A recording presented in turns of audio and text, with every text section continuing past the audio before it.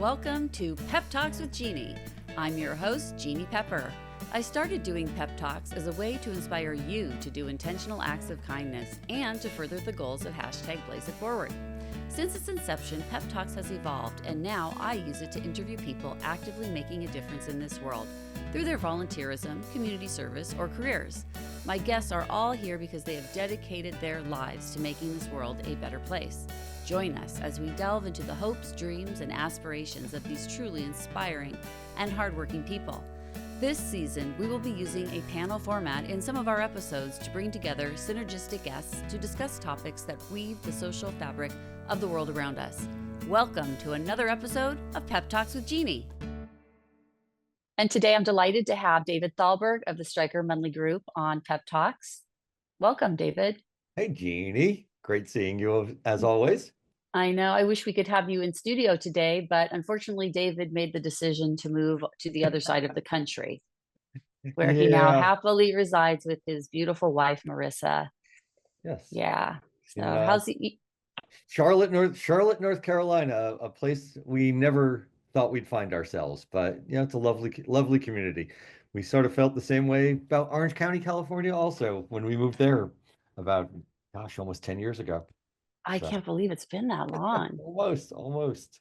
Yeah, David and I became very close after my son was murdered.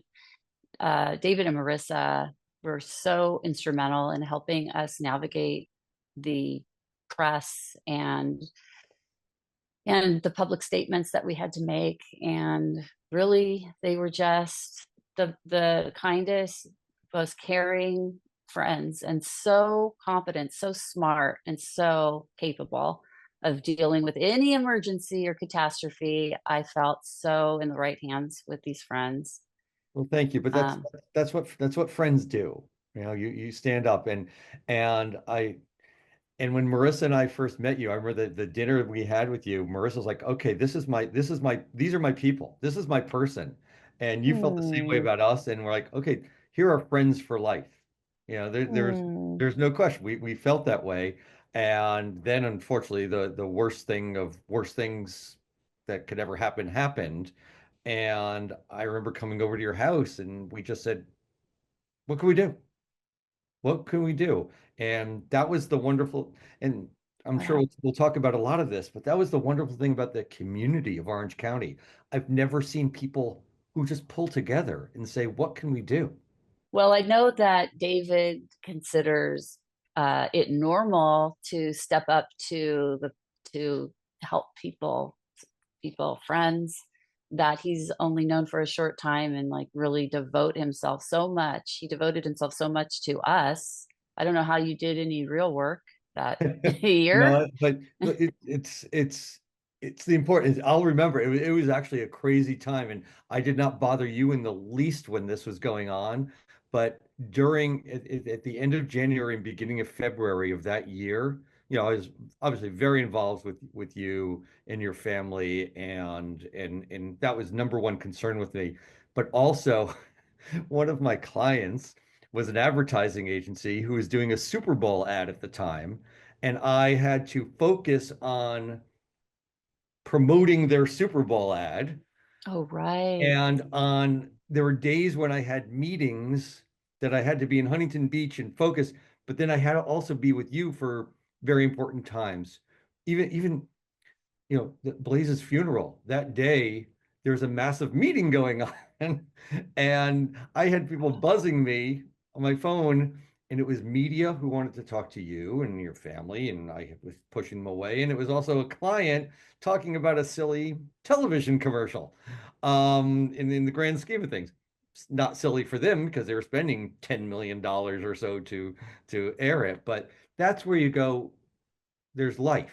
And family always comes first. My wife, Marissa, as you know, she's always felt that way. It's about the family, and the situation has to be right for family, and you'll make everything else work out. In the end. That was even when, we were pretty much lifelong New Yorkers. I was born and raised in Connecticut, but I lived in New York City for almost 30 years, and Marissa's there her entire life. And when she had an opportunity to get a job out in Orange County, she goes, "Can we leave?" I said, well, I think New York will be here, so we could always come back. And we talked it through with our kids the whole time too, and saying, here's what's happening, here's what's going to happen.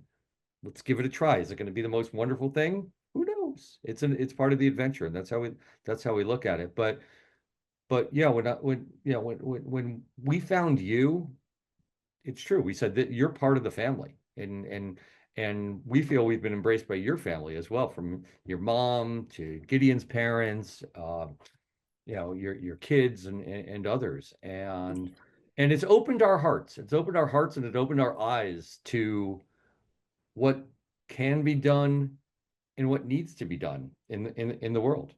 Yeah. Well, I know I'm not the first person that you've helped with this kind of PR. When did your activism begin, and who was before me? Sure, it's interesting. I think I've always been involved. I've always been interested in the arts. Our family's very involved in the arts. I've always been involved in our synagogue, from as a young child. And I think, and it's interesting. You asked me early on, and others have asked me, well, you're a Jewish guy. You've had a lot of anti-Semitism against you, right? And for better, I'm just going to say for better. No, I really haven't had a lot of anti-Semitism personally directed toward me. Never called a dirty Jew or anything like that. The school I grew up in, I was a public school in Connecticut, and we always used to kid. It was a third, a third, a third. It was a third Jewish, a third Protestant, a third Catholic. And we do carpools, and we drop kids off at catechism class, and we drop kids off at Hebrew school, and we all knew we'd celebrate Christmas at friends' house, and our friends would celebrate bar mitzvahs with us. But and then living in New York, it's interesting because even non-Jews get Jewish because there's so many Jews in New York City, so they understand, Passover. They understand Yom Kippur. They'll say have an easy fast. They'll understand that you're eating matzah and all of that. So we were always involved. We always wanted to make sure that our voices were heard. Marissa, my wife, is very involved in promoting women, promoting mothers in particular promoting working mothers. When she founded an organization called Executive Moms after our first daughter was born. But for me, it's interesting.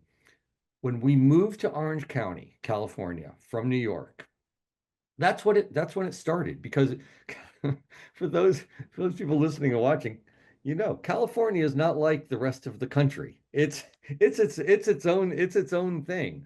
But because we were in New York for so long and we took being Jewish for granted, we came to California, and we're like, where are the Jewish people? Where's the understanding?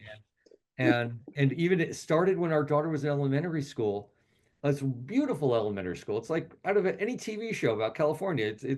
You eat outside and you have views of the ocean. It's not real, but our little fourth grader wanted to audition for the school musical, and auditions were held in Rosh Hashanah. And we stood up at the school and said, you can't do that. Well, you can do that, but it's wrong. And it was a school meeting, and some people after left the room, some people stood up and said, "What are they talking about? What is this holiday? We don't understand." And we talked to the principal, and we became those Jews. We stood out, we became those Jews, and they said it'll never happen again. A week later, we get a notification of when class picture day was. It was on Yom Kippur. So Wow. so we're like, okay, we need to help out here. And then I found Federation in Orange County. And I guess the point is, have I been a philanthropist? Have I been an activist since a child, like a lot of amazing kids are? No, I can't say I have. And I think that's okay. I don't think it's too late to start when you're 50. And that's really when it started for me. When I was 50, I found the Federation in Orange County, and I found magical people there. It's like people like it wasn't just about write a check and it'll go to Israel. Write a check. It was people who wanted to get involved and help out the community that's local and the global community as well. And what was coolest about this, and I think this is what makes it special, and I've been talking to people in Charlotte, where I live now, about trying to develop some of the same thing, is it's not just about give, it's not just about lecture, but it's give and have fun. enjoy and enjoy the enjoyment that the people I met in the Orange County area when they were giving back, be it monetarily or their time, because and honestly, I think giving, time is even more valuable than the almighty check. They did it with a big smile on their face. And when you see that, it's infectious. So I'm a PR person. I talk a lot. So just tell me to stop and I'll cut. No, you have a lot But more to say than I do on these issues. well, you give me the pep talk. But you're That right. You're right. This is a unique place. I was not aware of how much this community really embraces each person here. I mean, when we went through this horrific tragedy, I was shocked and amazed at the number of people in my circle that didn't just check in to see how we were doing, but showed up at the house to give us a hug. And it Mhm. was constant for days. And sometimes it was the same people every day. And everything was taken care of for me. I didn't have to worry about my kids getting to school. I didn't have to worry about anyone getting fed. I didn't have to worry about locking my front door because people just kept walking in. Yeah. Yeah. And we really felt like, wow, this community is really special. And I think the people out in the rest of the country might find that surprising because we're not, Iowa, we're not in the heartland where that's where it's expected to happen, right? Oh, it's California. It's, you're all, rich snobby people or California surfer dudes. But no, we're people everywhere. And, your Yeah. community is what you make your community, what you make of it. It Yeah. really is. And that community came through and I'm seeing it now. I've lived in Charlotte, North Carolina for over 4 years now, which is shocking. Again, shocking to me. Um, but I'm seeing it here. I'm getting more deeply involved. I've tried early on, and now, particularly after what happened last year, and when we're recording this, it's just a couple of weeks before the anniversary of October 7th. Very involved in helping the community just be aware, be safe, and I think it's important. Yeah. I think awareness is number one. Awareness of the issues that are out there, and there are a lot of issues. Anti-Semitism is just one of them, but there are a lot of issues in the world, and I think if each of us can just do that little bit of a part, I'm wearing this T-shirt from a client of mine that we'll talk about in a bit called "Be a Good Human," and it doesn't take much. It doesn't take It much. doesn't take much, but it feels like recently, like the messages that we are seeing in the news are very difficult to really understand what's going on, like in It's a lot almost of hate. every Yeah. situation. Yeah. Either Like side, whatever side of the aisle you're on. Absolutely. I think yeah. each one does some wrong thing, some wrong things. Yeah. And like even like in our case, David, I noticed that a lot of the narrative that I was seeing in the media and the news about our story, it seemed to kind of go towards the sensational, go towards the messaging that would get the most clicks instead of the truth. And that bothered me so much because what got more messaging was the message of the person that killed my son and not the person who's not alive anymore and can't defend himself. So Yep, yep, yep. that, And there's an old credo in newspapers. The headline writers would say, "If it bleeds, it leads." And that's the headline because it draws the attention. Extra, read all about it. They yeah, need the sensationalism. It was, it's interesting in PR. There used to be, and things have certainly changed, but there are the ratings periods, right? And you think about that during February and May, if you're watching TV, that's when they always had the most dramatic, the most sensational types of shows because that's where they would use that for advertising rates so they can decide how mm, to charge. So you don't say the special guest stars or you see the most salacious. And right.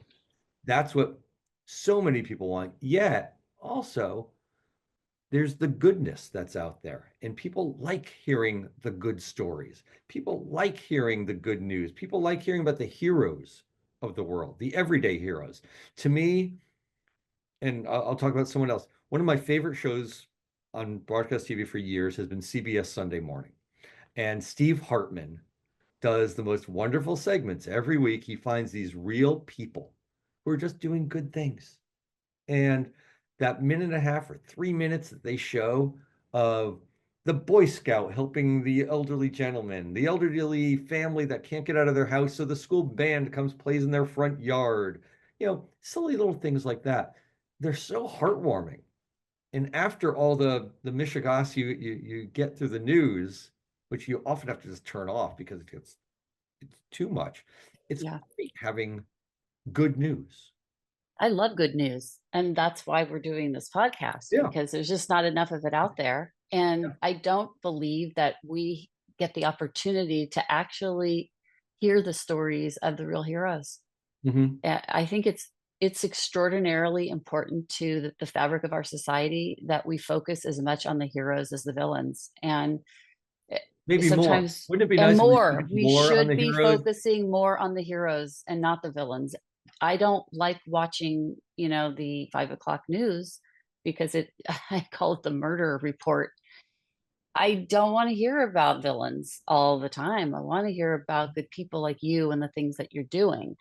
So right now, what are you working on besides helping me and my family? Sure. What are you And I'll doing? always, sure, and I'll always be there for you, and you know that. And your family has always said, "What can we pay you?" And I'm like, "Well, nothing, like nothing. Stop."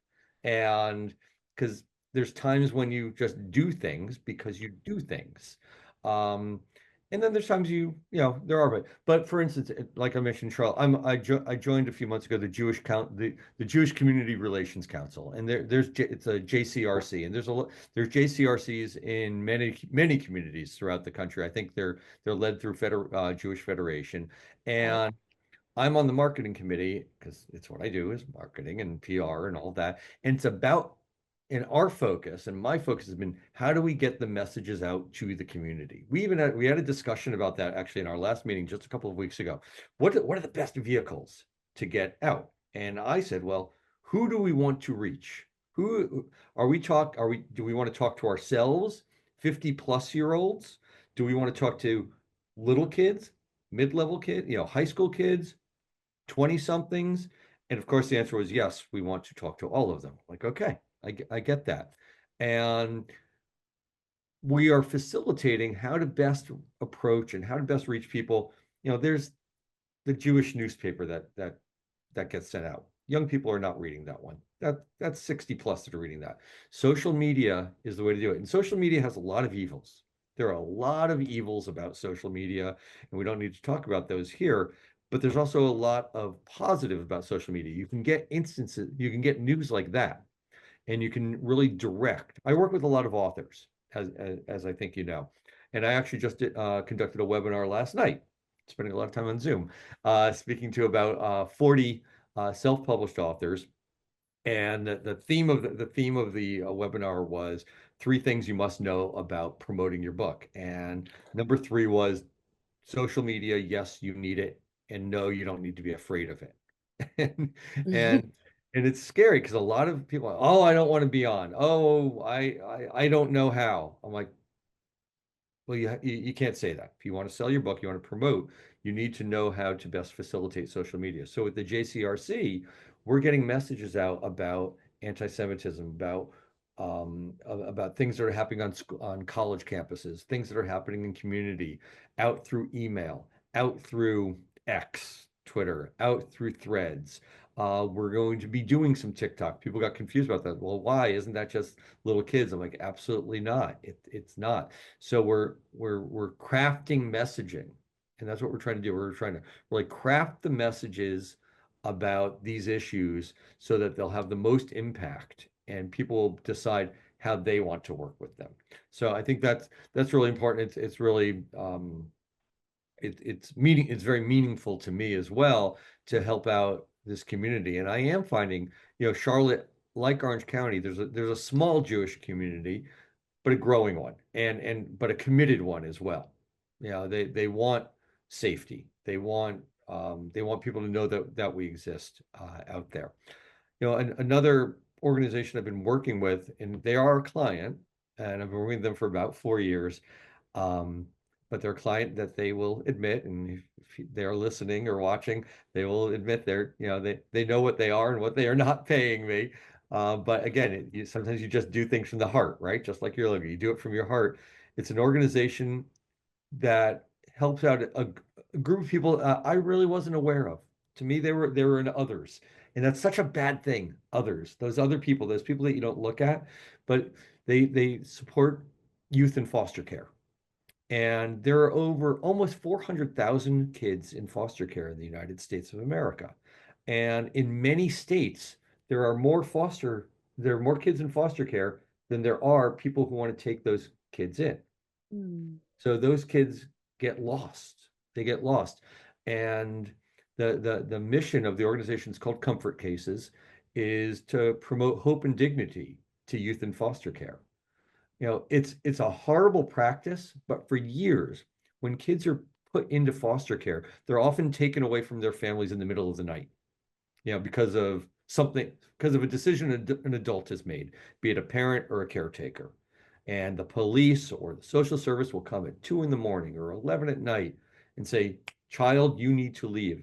And the horrible practice is they give these kids black trash bags and say, put your stuff in there and let's go.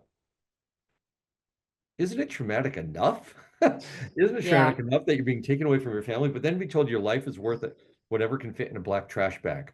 So, they came up with the phrase, be a good human. Just be a good human and help.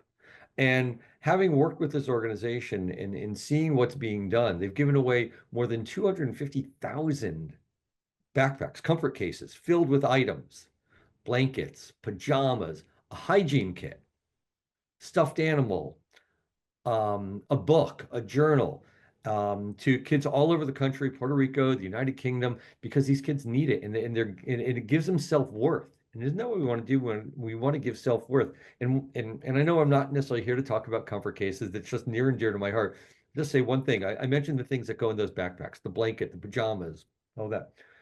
Rob Shear, who founded the organization and goes out speaking a lot, he'll talk to some of the children, say, who've received the case, and say, what did you like most in your backpack, in your comfort case?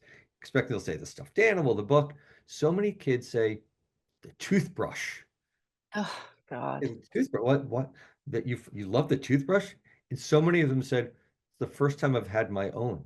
I've always had a shared Wow. toothbrush with I my wish my son Jay brother. could hear one of these kids say that. I just outed my son. Wow. No, I think he brushes his teeth now. But when he was younger, I'll never forget when my daughter came and said, Mom, I think Jay has a girlfriend. He's brushing his teeth. He has a new toothbrush. I'm like, what? That's She's funny. like, he's brushing his teeth. I'm like, maybe he does that. She was Whatever right. it takes. Whatever, She was whatever it so takes, right. I Jeannie. know. And I think she was right, wasn't she? She was right. I think she was right. Uh, Yeah, yeah. she But put it but together.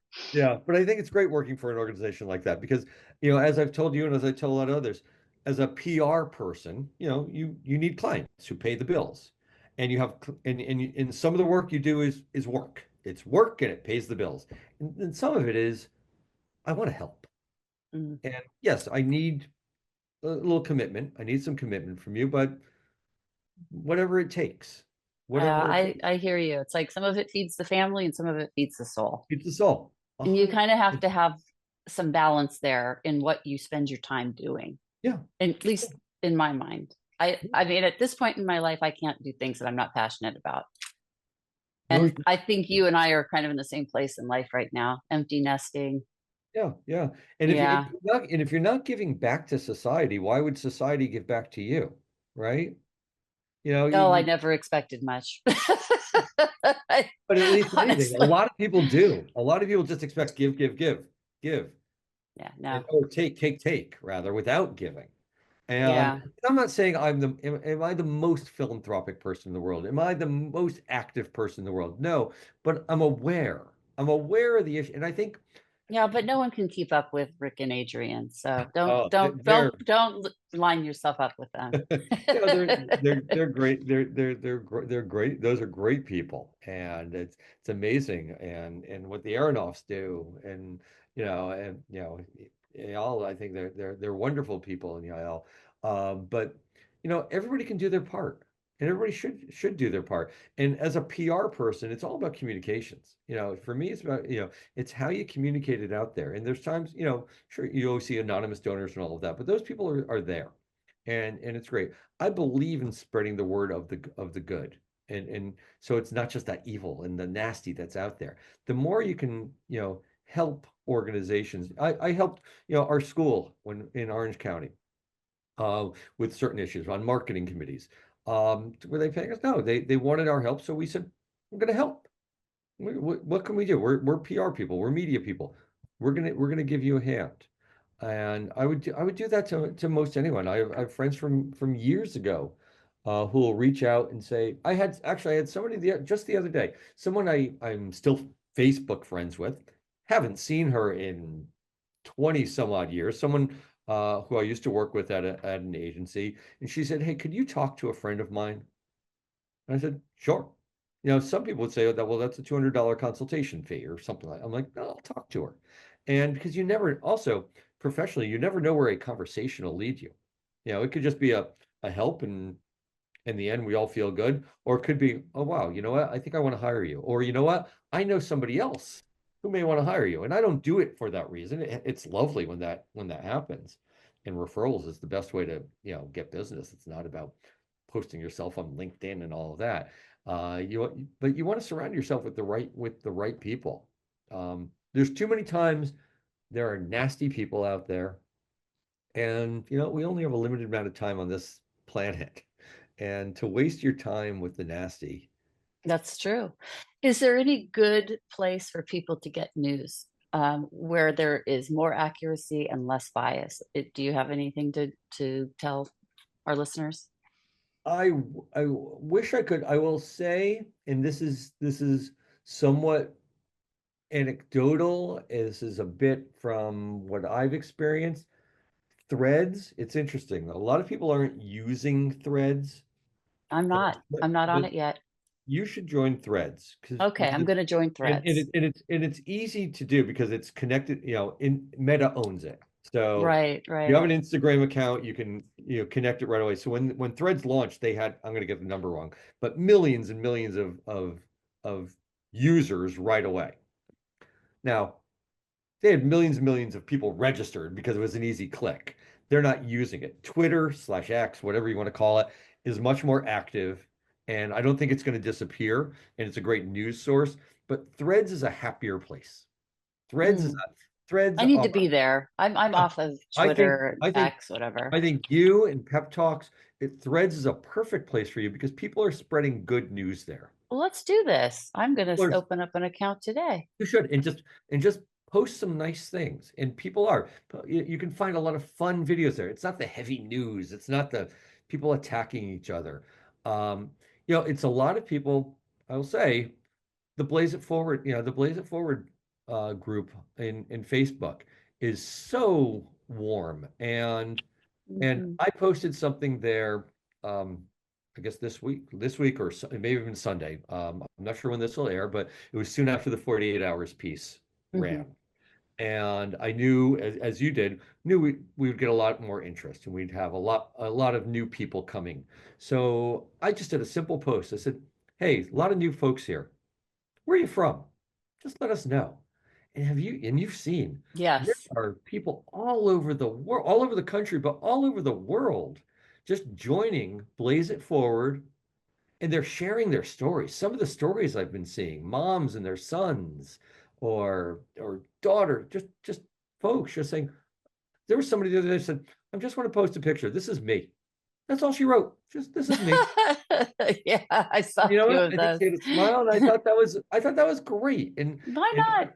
and why not? And because there's so much of the other negative out there, it's Yeah, it is it's refreshing to just it's see people feel safe, to yeah, just be themselves, to be open, just yeah, to be able to talk about real life and not be judged yeah. or hear negativity about it.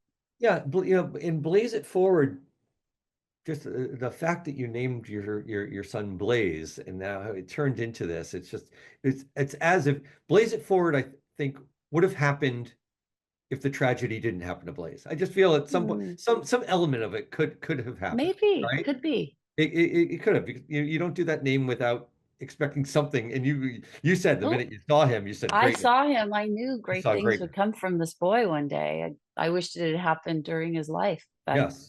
And but yeah, the legacy will be there. But I feel Blaze of yeah. it's somewhat similar in a way to the Chicken Soup for the Souls book. I love those. Because I those was a big books, fan. yeah. And I worked with Mark and Jack, the authors, Oh, many wow. years ago. That's huge. And I'm a big fan. they're Big interesting. fan. You know, they were turned down by every publisher and then some when they were trying to sell that book. See, because people don't see the value of kindness and Did not, good things and things that did not. feed your soul. And they found a small publisher, it was called Health Communications Inc. Mm, in like Boca Raton, Florida, who said, sure, we'll publish the book. And then it went, then it exploded. But it's what's great about those books, it was just small servings of chicken soup, little servings of happiness. And people said, well, this works. I like this. This works. It's kind of like when like Richard Carlson came out with his book just a couple of years later, Don't Sweat the Small Stuff. yeah, You know, also just really sometimes it doesn't need to be complex. It doesn't need to be complex. Don't sweat that philosophy. Some people say, "Oh, don't sweat the small stuff." You know how many awful things have happened to me? Well, yes, okay, sweat those awful things, but the little things, those little annoyances, don't let them nag at you and drive you. You can figure it out. Um, so again, you asked about the good news. There is also a network. It's a small website, but it's been around for a little time, called the Good News Broadcast Network, oh, I like that. and It's it's all online. We used to set up a lot of radio interviews with them, and it's just goodnewsbroadcast.com, I believe, and or Good News I'm going to Broadcast look Network, that up. and they I, just share good news. I love that. Well, I'm all about good news because there's not very many places to get it. So Yeah. we're gonna keep looking for it and promoting it everywhere that it exists. So Yeah. that's fantastic. The Good News Broadcast Network. I will Yeah. be looking them up. Do you Yeah. do work with them also, or have you? Oh, yeah, I used to set up author interviews with them. Oh, that's interesting. With the right type of client. Yeah. How long You have they been around? long time, because I've been working. Oh, I started working with them in the early '90s, I think. So oh, wow. not huge. I can look it But up right that's now. kind of amazing that it's been over 30 years since they Yeah, started and I've never heard of them. What does that tell you about good news? And I'm right. looking for good news and I've never heard of them. So it's not Yeah, so easy to find it when you start seeing how much news is out there and then you get distracted. yeah. I also think that's why, I'm old school. As you, if you're watching and not listening, you can tell I'm certainly old school. But yeah, so I'm a big believer still in magazines. I like magazines, and it's to me it's sad that magazines and newspapers are fading away, and it's all online. But I get that. But I also think that's why a magazine like People magazine still exists and still thrives. Because Mm, sure, do they do some of the death and murder and affairs? Yes, but they also inside have so many great human interest stories about the Girl Scouts, about families who've done something good good for their lives. yeah. And I think those stories are nice to reach. And I think that's why even the fact it's called People magazine, it's about people. It's about Yes. people. And I don't work for them. I've barely ever gotten placements in there, except when had a few celebrities. But when you get past the celebrity pages, um, you get the real people, the real Americans, or the real people Well, I've also found that People magazine is able to take celebrity stories and create human interest stories out of them yeah, also, because they seem to focus on the tragedies and traumas that these people have overcome, which are very inspiring. And people want to hear they want to hear good news. And it's yeah, more fun when it's about somebody that you feel like because you've been watching them on TV for years. So yeah. It's yeah, also it's nice when a celebrity when you can tell a celebrity is doing something because they really want to do it and not because their accountant said, you really need to start a foundation. because it's going to help you. Yeah. Yeah. It But is when, nice to see yeah, which ones actually use their time when they're not working to do things for other people. sure. Like Um, we were talking prior off camera, and not to keep going back to foster care, but someone like Tiffany Haddish. yes. There's a woman who's had a tough life. You know, she was living in her car, she was homeless, she was in foster care, and now she gives back. You know, Yeah. there's a lot of folks out there who do give back. Some of them do it way off camera, and that's great. And they never want to be told, and they make the donations, and it's there, and that's wonderful. But some do, I think it's important to have the celebrity out front because that can give the boost to an organization. It can give that real name boost. Yeah. It is helpful. Get people I to mean, get certainly people to having your name associated with Pep Talk is going to give us a real boost. All right, now I think we're going too far. But thank you. I hope so. Well, I know I'm going to get a whole bunch of people to watch for and listen for sure. Oh, Uh, fabulous. You never have I'll be enough putting it people. all over. But I think there's so much good. There really are good people out there, Jeannie, and There there's are. due to and again, we all have lives. We all have things that we don't want to talk about and things that distract us. And things that sometimes you just want to sit back with your feet up and have a margarita. Um, and that's good too, or a cup of coffee or whatever. But if there's ways to give back, you do it. Yep. No, Spend your time doing it You, that you find instead of, one thing. You find one thing that's important to you that where you can we can know. I had a neighbor of mine who became actually, and I know a few people who become big brothers, big sisters, who become mentors. I think mentorship is a great way of giving back, and I've done it. I love doing that.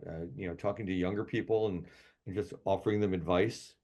Be it on career, be it life, et cetera. I've done that a few times. I know a lot. I yeah. think you have. I think a lot of people. Mentoring is a really great way to give back because you're you're in your comfort zone because you're talking about things that you know about your profession, and you can answer questions nice and easily for them. And so and if you're buying them a cup of coffee or buy a meal here or there, so what? And that's great. And you'll learn a lot about yourself as well. What's in the future for you, David? What do you see yourself Let me look at my crystal ball. in your philanthropic Uh, endeavors? What would you um, like to be doing? More and more, more, Beautiful. more and more and more, because I think as you get older, gosh, that sounds so weird. That sounds like something my dad would say. As you get older, unfortunately, I'm getting to a weird time because I'm about the same age, almost the same age as my dad was when he passed away, and that's always a weird. I think everybody always has that weird thing. But I think if I can find ways to give back to community more ways, I will. I'm not going to say I'm no Mother Teresa. Okay. You Uh, you kind of look like a Mother Teresa. just 'cause I like wearing a habit, but that's another story altogether. Um, but I think there's ways I enjoy volunteering my time. But I still enjoy working and getting checks and having great clients and all of that. But I enjoy finding the organizations that I can spend the time with and learn from them and add something. You know, I'll pat myself on back on a little bit. I've got 30 plus years experience as a communication strategist, so I can help. There's a lot of organizations who don't get communications at Yeah. all. And if I Yeah. can come in and add that little piece to make things spark a bit, and that will help them, or maybe, get to an aha moment for them, say, oh, we haven't tried this. Maybe we should. Let's go. I think that's a good thing. David, have you ever experienced anything in your life that you feel has contributed to your need to help other people? Well, obviously, the obvious is what happened to you and your family. I think that was a game changer for me in a lot of ways because again, as I mentioned earlier, the way I saw the community pull together the love, and I saw how I could help, and I wanted to help.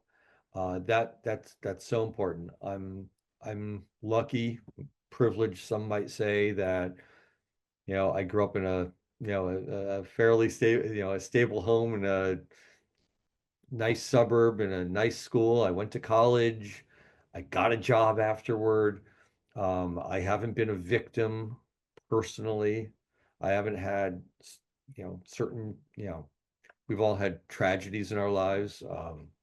When my young cousin died of cancer, 13 years old, it was Ewing sarcoma. It was the most amazing kid, and he Mm. fought for everything he could. And when he passed away, it was tragic for my cousin, his mom, and my aunt, his grandmother, and his other aunts. When did that happen, David? Um, Parker died, gosh, about 10 years ago, I think. And it was sad. It was he lived in Saratoga Springs, New York, upstate New York. And he's a big soccer kid, but I knew he was a sports fan. And I'm a football fan. And the New York Giants used to have they don't do it anymore, but they used to do their training up there at University of Albany. And it was interesting. One year they had a player, gosh, Mark Hertzlig, I believe his name is. I'm getting that wrong, but it's something like Mark, who I read in the paper had the same cancer. He graduated from Boston College. When he was in Boston College, he developed this cancer, Mm. Ewing sarcoma, and he beat it. And when they went to training camp, which was all of 20 minutes away from where Parker lived, I called the New York Giants and I said, "Hey, a cousin of mine has the same cancer as Mark. Can he come and meet Mark?" And they said, "Well, we're not sure." And they reached out to Mark. They said, "Absolutely." So he spent the Oh, day there. wow. Mark gave him a jersey. They have had pictures Oh, together. wow. It was that was a really great day. You know what? And and that may have been, it was longer than, oh, what did I say 10 years ago? It's longer than 10 years ago. Before you moved to California, It you was mean before I that? moved to California. Yeah. And that might have been a trigger even, seeing how, the athletes can give back. And, for this player, to connect with this young boy who had the same cancer as him and said, "You're going to beat it. You can beat it." And he did for a bit, and, until he didn't. Hmm. But that was a moment I won't forget. That the fact that I was able to make that connection and help out this little kid, like, Wow. to That's meet really something. yeah, to meet this professional athlete who had cancer in college. He had cancer in college, and yet he still became a professional athlete and played for the New York Giants for maybe 3 or 4 years. So Wow. You made a wish come true. yeah, it was a nice thing. That was a That's nice that's huge, David. That that was a that nice really thing. was. So, I Again, mean, not patting myself on the back, but it was a nice no, thing. what I'm taking away from this is really a message for the audience, which is, you can, if you have a vision to help someone, you don't need to have a foundation behind you to do it. You can just do it. And then you get to, I mean, look at how, I don't know if you were watching, but I was watching David's face as he talked about this great thing that he did for his cousin. And I mean, you could see that like this really had an impact on you. I could see that like Yeah. it touched you. Well, I remember, And and it yeah. does. And I sometimes you don't think about it. I remember one year, and we've done it a few times. We went to a shelter in Santa Ana, California for, can't remember if it was Thanksgiving or Christmas, but we did breakfast and would help. And I was like, "Oh, is this gonna be weird? Bunch of folks coming in." But I remember sitting down at a table and just talking to some of these folks who were just there and just having these conversations with them. And at first they were like, "Oh, gosh, thanks so much for bringing in this delicious food. We really appreciate it." I was talking to guys, they were, veterans. And I said, "Well, how did you end up here?" And they said, through, circumstance. A lot of them, it was, these, circumstances that could befall any of us. They had jobs, they had lives, they had families, and a couple of bad decisions, and bad luck, got them where they are. And just sitting and, having a 15-20 minute conversation with them, I think made them, letting them, it wasn't even conversation as much, it was letting them tell their story, tell their lives. So say, "Hey, we're real people, here's why I'm here." I remember doing that, and one of my daughters was with us that day, and I think something like that. It's meaningful, and yeah, that took what 3 hours of my day in a winter morning, and I think it made us all better people. One thing I will say about David is you are generally one of the happiest people I know. I mean, you always have a smile on your face. I wouldn't believe it if somebody told me you were depressed ever. I'd have to confirm it with my own eyes. But I think part of that joy that you walk around with that kind of comes out of you, I think it comes from a heart that is open to giving and to caring about other people. So, if nothing Thank you. else, I hope people take something from that, when you live a life that's open to helping other people, that's open to giving, that you yourself just feel lighter and happier. I know I do. Yeah, Living in a world that I feel is abundant. And I think you would agree that you live in an abundant world where there is enough for everyone. And there's no reason for us to hoard or to try to hold on to things because we're just stewards. we, are, we aren't taking any of this with us. no, And the more joy that we can see other people take away from what is here, even if it's something that's in our control, if we can give it to them and give joy, that is actually more brings us more happiness than just having these things or having the resources but never using them. So right. I think that you're a great example of that. And I'm so lucky to have you and Marissa in my life, not only because of all of the things that you have done to personally help my family and us through one of the most horrific things any family could go through, but in general, the way that you tackle life, the way that you have gone through life is just it's so admirable. I have such great respect for both of you. And I love seeing what you do because I want to do it too. I want to be like David and Marissa. Well, you're incredibly sweet, and you know that we love you and your family so much, and I think you exaggerate, but I will take it. I have no No, no, things no. to I say, mean, you're wearing a and shirt that says be a good human. you Not know, and everybody does that. somebody recently, it was great. I love when people make comments on it. I was in Las Vegas of all places a few weeks ago for work and a little play. Yes, a little play. And That's okay. I was walking in the lobby, and one of the employees said, "Sir," I was like, "Oh, what did I do wrong?" And he goes, "Your shirt." He goes, "So, what does it mean to be a good human?" And he just stopped me there. Great question. And I Wow. turned to him and I said, and it came right away because I've heard it and I believe it. I said, what makes you a good human is empathy. Oh, so true. I think empathy is my word of the year to me. That's maybe, it's not like I'm new to the word, but you have to be empathetic about Well, other people's lives. so true. I mean, how can you be a human and not feel when another human is hurting? I mean, Right. that is the definition of a human. That is We humanity. Yeah. care about each other. We're not Yeah. wolves or Right. sharks. Right. No, it's evident. It's truly what separates us from animals. We have Yeah. empathy. I And if you mean, don't, then you have an issue. You may not be able, again, we can't solve everyone's problems. That's not what we're here for. But we can be empathetic about the issues everyone has, and I think that's what you have to strive for, and Jenny. stay out of And your and own you're head, yeah, think yeah, about what's outside of you yeah, because and it you're doesn't all start here. and you're a beautiful person, and inside and out, and what you're doing with Pep Talks I think is great. I think Blaze It Forward, I think everyone should join Blaze It Forward, and more people should be aware of it and share it and spread good news, because as you're saying, you asked me like, where can you get good news? You know what, let Blaze It Forward be that outlet for good news, and I think that's what it's there for. Great. Share Let's good do things it. that you're doing. If you've got And good news, send yeah, it to us. We want exactly. you on Pep Talks.